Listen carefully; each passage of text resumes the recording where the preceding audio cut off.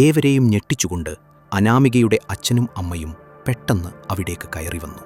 അകത്തേക്ക് കടന്നുവന്ന അശോകന്റെ കണ്ണുകളിലേക്ക് സൂക്ഷിച്ചു നോക്കി തിരുമേനി ഗൗരവത്തിൽ ചോദിച്ചു, അശോക, 2 വർഷം മുമ്പ് മകളുടെ ആത്മാവിനെ തടിയിൽ തീർത്ത ഒരു ചെറിയ രൂപത്തിൽ ആവാഹിച്ചു തരുമ്പോൾ ഞാൻ നിന്നോട് പറഞ്ഞതല്ലേ അത് ഏതെങ്കിലും ക്ഷേത്രത്തിൽ കൊണ്ടുപോയി കുടിയിരുത്തണമെന്ന്? ഏതമ്പലത്തിലാണ് നീ അത് ചെയ്തത്? തിരുമേനിയുടെ ചോദ്യത്തിനു മുന്നിൽ വിതുമ്പിക്കൊണ്ട് അശോകൻ ആ സത്യം വെളിപ്പെടുത്തി. തിരുമേനി, എൻ്റെ മകളെ ഏതെങ്കിലും ക്ഷേത്രത്തിൽ തളച്ചിടാൻ എനിക്ക് തോന്നിയില്ല. അതുകൊണ്ട് ആ രൂപത്തെ അവൾക്ക് ഏറ്റവും പ്രിയപ്പെട്ട ഒരു പാവയ്ക്കുള്ളിലാക്കി ഞാൻ പുഴയിലൊഴുക്കി. ആ ഒഴുക്കിനൊപ്പം അവൾ സ്വതന്ത്രമാവട്ടെ എന്ന് ഞാൻ കരുതി. അവൾ എപ്പോഴും സ്വാതന്ത്ര്യത്തോടെ അവൾക്കിഷ്ടമുള്ളിടത്തെല്ലാം വിഹരിക്കണം എന്ന എൻ്റെ സ്വാർത്ഥമായ ആഗ്രഹം കൊണ്ടാണ് ഞാൻ അങ്ങനെ ചെയ്തത്. പക്ഷേ അതൊരു വലിയ തെറ്റായി മാറുമെന്ന് ഞാൻ കരുതിയില്ല.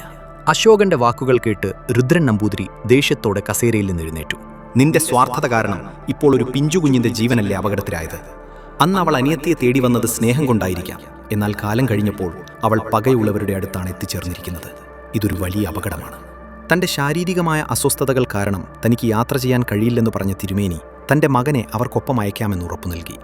തുടർന്ന് പൂജിച്ച ഒരു തകിടുമാല ഗോകുലിന് നേരെ നീട്ടി അദ്ദേഹം പറഞ്ഞു, അനാമികയുടെ ആത്മാവ് ഇപ്പോൾ നിങ്ങളുടെ മകളുടെ ശരീരത്തിലാണുള്ളത്.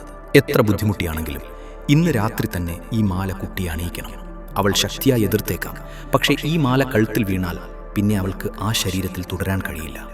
ആ പാവയ്ക്കുള്ളിലെ തടിരൂപവും കുട്ടിയുമായി എത്ര രാത്രിയായാലും ഇവിടെ തിരിച്ചെത്തണം. നാളത്തെ അമാവാസി കഴിയാനാണ് അവൾ ഇത്രയും ദിവസം കാത്തിരുന്നത്. അത് കഴിഞ്ഞാൽ അവളുടെ ശക്തി കൂടും. പിന്നെ നമുക്കൊന്നും ചെയ്യാൻ കഴിയില്ല. ഇതെല്ലാം കേട്ട് സ്തംഭിച്ചുപോയ ഗോകുലും മനുവും ഗായത്രിയും ഒട്ടും സമയം കളയാതെ രുദ്രൻ നമ്പൂതിരിയുടെ മകൻ ദക്ഷനുമായി ഗായത്രിയുടെ വീട്ടിലേക്ക് തിരിച്ചു. കാർ ഗേറ്റ് കടന്ന് ഉള്ളിലേക്ക് പ്രവേശിച്ചതും പ്രകൃതിയിൽ വല്ലാത്തൊരു മാറ്റം പ്രകടമായി. അസാധാരണമാം വിധം കാറ്റ് ആഞ്ഞു വീശാൻ തുടങ്ങി. ഒപ്പം അപ്രതീക്ഷിതമായി വലിയ തോതിൽ മഴയും പെയ്തിറങ്ങി. അവർ വേഗം വീട്ടിനുള്ളിലേക്ക് ഓടിക്കയറി. എന്നാൽ അവിടെ അവരെ കാത്തുനിന്ന കാഴ്ച ഭയാനകമായിരുന്നു. അനുമോൾ സ്വീകരണമുറിയിൽ വല്ലാത്തൊരു ഭാവത്തിൽ അത്യന്തം പ്രകോപിതയായി നിൽക്കുകയാണ്.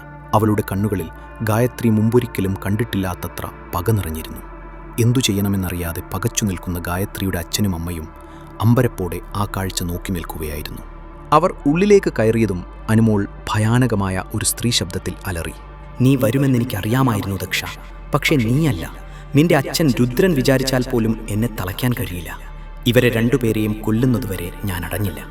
വാക്കുകൾ തീരും മുമ്പ് അമാനുഷികമായ വേഗത്തിൽ അവൾ ഗായത്രിയുടെ അടുത്തു ചെന്ന് കഴുത്തിൽ കുത്തിപ്പിടിച്ച് ഭിത്തിയിലേക്ക് ഉയർത്തി.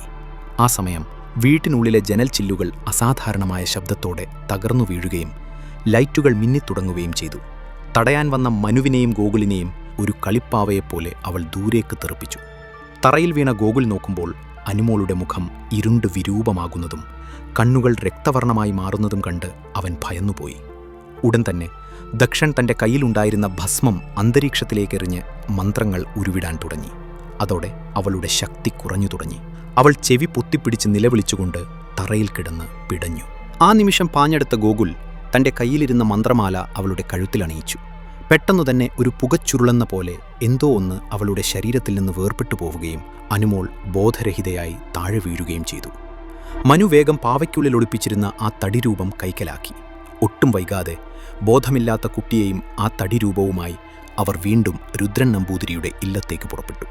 അതേസമയം ഇല്ലത്ത് രുദ്രൻ നമ്പൂതിരി ഹോമകുണ്ടമൊരുക്കി ആത്മാവിനെ കുടിയിരുത്താനുള്ള കർമ്മങ്ങൾ തുടങ്ങിക്കഴിഞ്ഞിരുന്നു. അനാമികയുടെ മാതാപിതാക്കളും അദ്ദേഹത്തെ സഹായിക്കാൻ കൂടെയുണ്ടായിരുന്നു. അപ്പോഴാണ് ദക്ഷൻ ആ തടിരൂപവുമായി അവിടേക്ക് വേഗത്തിൽ കടന്നുവന്നത്. പിന്നാലെ അനുമോളയും എടുത്തുകൊണ്ട് ഗോകുലും മറ്റുള്ളവരുമെത്തി. കുട്ടിയെ മടിയിലിരുത്തി ഹോമകുണ്ടത്തിന് മുന്നിലിരിക്കാൻ തിരുമേനി ഗോകുലിനോട് ആവശ്യപ്പെട്ടു.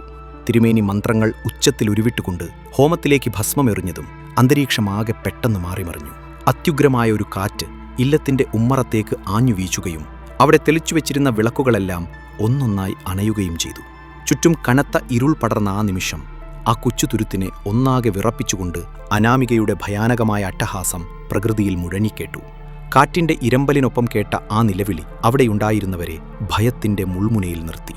അന്തരീക്ഷത്തിൽ അനാമികയുടെ ആ ഭയാനകമായ അട്ടഹാസം മുഴങ്ങിയപ്പോൾ ഹോമകുണ്ടത്തിനരികിലിരുന്ന അവളുടെ മാതാപിതാക്കൾ തകർന്നുപോയി. വർഷങ്ങൾക്ക് മുൻപ് തങ്ങൾ നെഞ്ചോട് ചേർത്ത് വളർത്തിയ മകളുടെ ശബ്ദം, പക്ഷേ അതിൽ സ്നേഹത്തിന് പകരം പകയും ദേഷ്യവും മാത്രം. ഒന്ന് ഉറക്കെ കരയാൻ പോലും കഴിയാതെ അവർ വിങ്ങിപ്പൊട്ടി.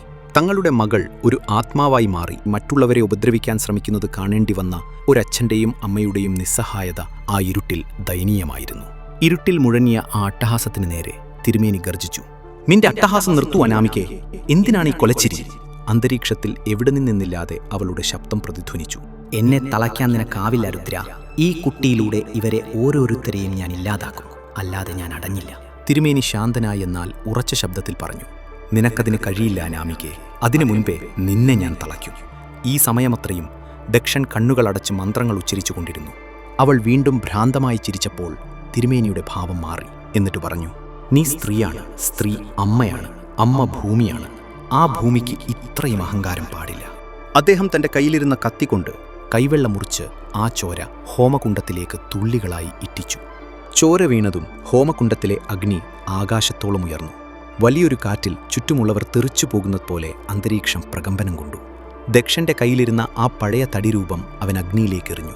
വായുവിൽ ഭയാനകമായ മന്ത്രങ്ങൾ മുഴങ്ങിയതോടെ പ്രകൃതി പെട്ടെന്ന് നിശബ്ദമായി. അല്പം മുൻപുവരെ അലറിക്കൊണ്ടിരുന്ന ആ ശബ്ദം പതുക്കെ വിതുമ്പലായി മാറി. വേണ്ട, എന്നെ തളയ്ക്കരുത്, ഞാൻ ആരെയും ഒന്നും ചെയ്യില്ല. അതീവ ദയനീയമായിരുന്നു ആ വാക്കുകൾ. പക്ഷേ തിരുമേനി പിന്മാറിയില്ല. നീ ആത്മാവാണ് അനാമികേ, നിനക്ക് മനുഷ്യരുടെ ഇടയിൽ സ്ഥാനമില്ല. അദ്ദേഹം അവസാന ഉരുപിടി ഭസ്മം പുതിയ തടിരൂപത്തിന്മേലെറിഞ്ഞ് മന്ത്രം പൂർത്തിയാക്കിയതോടെ ആ രക്തദാഹിയായ ആത്മാവ് തടിയുടെ പുതിയ സ്ത്രീരൂപത്തിലേക്ക് ആവാഹിക്കപ്പെട്ടു. ഇല്ലം പെട്ടെന്ന് ശാന്തമായി. കാറ്റും മഴയും നിലച്ചു. അനുമോൾ ഗോകുലിന്റെ മടിയിൽ ശാന്തമായി ഉറങ്ങി.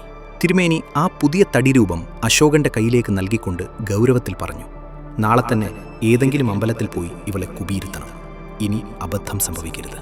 തുടർന്ന് അശോകന്റെ ഭാര്യയെ നോക്കി അദ്ദേഹം കൂട്ടിച്ചേർത്തു, ഇത്തവണ നിങ്ങൾ കൂടെ പോയി അത് കൃത്യമായി ചെയ്യുന്നുണ്ടെന്ന് ഉറപ്പുവരുത്തണം.